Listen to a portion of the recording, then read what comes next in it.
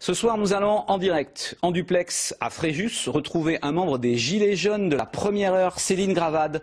Bonsoir, vous étiez sur le rond-point du Gargalon, à l'entrée de Fréjus. Et dans quelques minutes, vous allez faire une marche pour que l'on se souvienne des victimes du mouvement. Tout à fait. Nous faisons cette marche en l'honneur des 12 morts au cours de l'année qui vient de s'écouler, ainsi qu'en l'honneur des 4400 blessés, autant du côté des Gilets jaunes que des forces de police, parce que chaque blessé est regrettable et chaque mort encore plus. Alors, vous faites cette marche et au fond, vous dénoncez la violence. Est-ce que vous reconnaissez qu'à un moment donné, vous avez été infiltré, comme l'on dit, par des casseurs, par des gens violents qui n'avaient rien à voir avec votre mouvement ?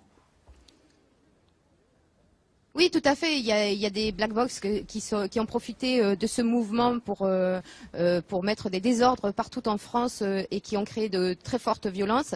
C'est très regrettable parce que, au final, le message des Gilets jaunes, comme le pouvoir d'achat, la justice fiscale, a été effacé par cette violence. Donc, effectivement, c'est très triste. Mais néanmoins, les revendications sont malgré tout toujours ici. Et à ce jour, on attend encore des réponses. Alors, Céline Gravade, qu'est-ce que vous répondez à des commerçants qui nous regardent ce soir et qui disent « Oui, mais au fond, ça nous a coûté beaucoup parce que pendant des samedis, on a perdu dans notre chiffre d'affaires, on a perdu des possibilités et finalement, certains ont mis la clé sous la porte. Donc, les Gilets jaunes nous ont pénalisés. » Qu'est-ce que vous répondez à ces Français-là ?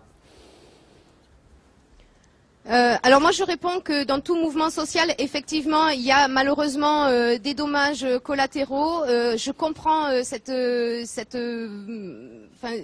façon de réagir. Néanmoins, moi je me pose une question, c'est est-ce que ces commerçants aussi n'ont pas perdu en chiffre d'affaires parce que tout simplement nous n'avons pas de pouvoir d'achat et que ce pouvoir d'achat baisse sans cesse. Donc la question, il faudrait la reformuler autrement à mon avis. Quand on aura compris que les gens ne peuvent plus consommer comme ils ont eu consommé et que c'est pour ça qu'ils sont dans la rue, peut-être que là on arrivera à faire entendre qu'effectivement il faut réagir au niveau politique. Dernière question, en quelques secondes, on apprend qu'il y a quelques ralentissements au rond-point de Cap 3000 avec peut-être un mouvement des Gilets jaunes. Quel est votre programme du week-end en quelques secondes? Qu'est-ce qui va se passer ce week-end?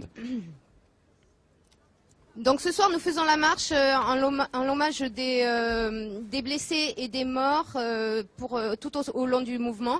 Et à partir de demain 8 h, nous serons sur le rond-point du Gargalon à Fréjus pour un bivouac de 48 heures qui a été déclaré en préfecture. Donc tout est en place. Donc nous vous attendons avec impatience et venez nous rejoindre pour qu'on puisse discuter et fédérer.